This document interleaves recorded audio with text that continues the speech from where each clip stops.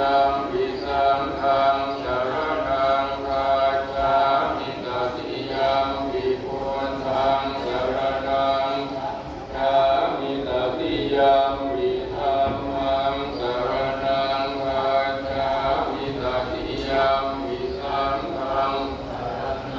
อาจารย์เขาทำนะอาจารย์เขาทำทางไทยสติบ้างมีเขามี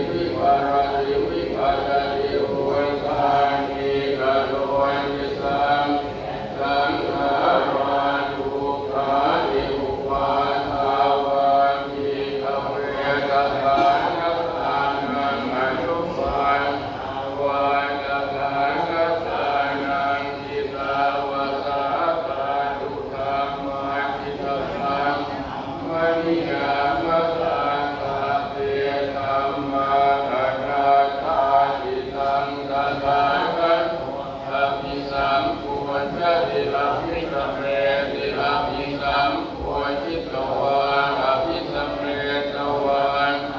อิกาทิเตเสติปัญญาเปติปัสสะเปติวิวารติวิปัสสติอุตังกัลโล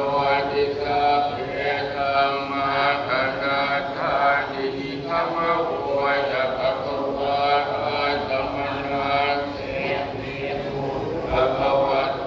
ภาสิตังอภินันตุติอิตังวะธัมมัยยะนาปฏิตัง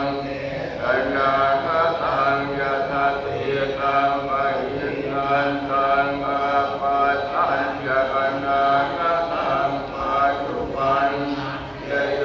ธัมมังสังฆตังอวิปัสสนิยตังกิลังตังปุปังตังกามยุโรมเยอาเทวะเตจมาตาปังโพจันมรณังสุเวนะหิโนสังฆลัตเตนะมหาเสเตนะมายุราเอวังวิหาริมาตังอโหราธรรมตันติตังตังเปปันกัลลาตัวติสันโตทันกัตเตมุติอรหังสัมสัมพุทโธเวกาจรณะสัมปันโนสุขโตโลกวิทูอนุตตโรปุริสธรรมสารติสันสานังกุปโตภะคะวาติสวากขาโตภะคะวะตาธัมโมสันติริโกอะคาริโกวิปัสสิโกโอปัญญิโกปัญญาตังเรมิตาโพวินโยหิติสุปฏิปันภะคะวะโตสาวกสังโฆอุชุปฏิปันโนภะคะวะโตสาวกสังโฆญาณปฏิปันภะคะวะโตสาวกสังโฆสามีปฏิปันโนภะคะวะโตสาวกสังโฆยะติตังกันวิปุริสยุคานิอาตปุริสโภคลาเนสัพพะคะวะโตสาวกสังโฆลาหุไนโยปาหุไนโยทันไนโยอันเทติกะระหิโยอนุตตรังเอตังโลกัสสาติภาหุงสัพพันสมะพินิปิตาสาวุทันตังเวเว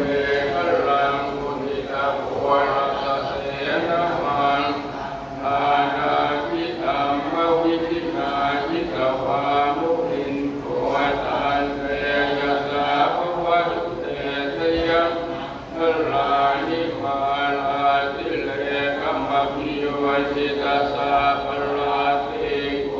รังมนาโรวะกัมมะกัมมะตันทยังอันเตสุทันตวิธินาจิตวามุนินโกตันเต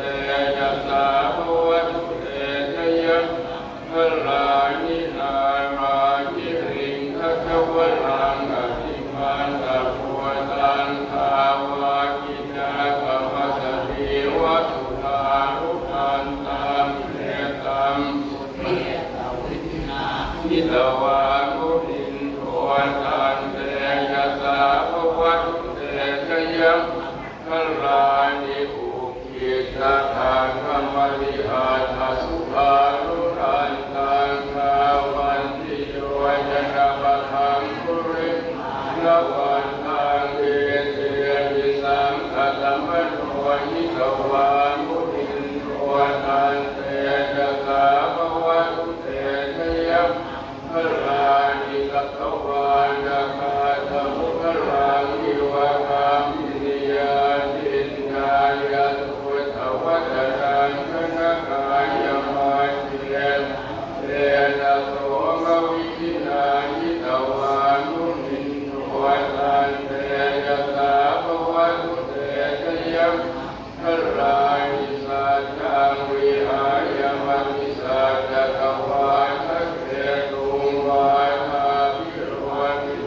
นังอธิอันทะภูมิ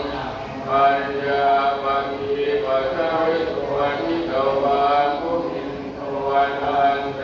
ยะสาภวัตุเตชะยะมลานินันโทภนันทพุทธคังวิพุทธังมหิติโกเตนะเตระมุจเตนะธัมมาปัญญาอิตัวปะเทสวิทินาทิตวามุนินโทตันเตภวัตุเตชะยะมังคลานิโกภาหิติพุทธเถนะสุทัสสังพระมังวิสุทธิจุติเวทิภคามิทานังญาณากะเถนะวิหินังอันเตยะสาภวัตุเตชะยะมังคลานิเตกามิปุณฑชะยะมังคลาอัตถทานหายโยนเดโลทินาทิเนสรเท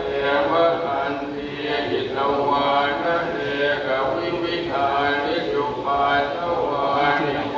ขังสุนโรสัพพัญญุมหาการุณิโกนาโทหิตายะสัพพปานินังปุเรตวันนมีสัพพะปัตตัวสัมโพธิมุตตมังเตเตนะสัจวันกะโหตุเตชะยะมังคลังสยันโตโพธิยาโมเรสัพยานังทิวัฒโนเยวังกวังปิตโยโหหิตยานุทยะมังคเรอภรานิสมันเตติเตปะทวิโกคเรอภิเสเกสาภพุทธานังอาภาปันปะโมทติสุนาภาตังสุมังคลังสุภาภาตังสุโหติตังสุขโนสุโมโหโตจะสุเยนธรรมจาวิสุปทานกินังกายกรรมังวาจากรรมังปทานกินังปทานมโนกรรมังปฏิทิเตปทานกินาปทานกินานิกัตวานละพันเทปทานกิเลภวะตุสัพพมังคลังราคันตุสัพพเทวตังพระพุทธานุภาเวนะสัทธาโสติภวันตุเตภวะตุสัพพมังคลังสัพพเทวตาสัพพธัมมานุภาเวนะสัทธาโสติภวันตุเตภวะตุสัพพมังคลังทันตุสัพพเทวตาสัพพสังฆานุภาเวนะสัทธาโสติภวันตุเต เราทำในที่บทใหม่สวดพระนิพพาน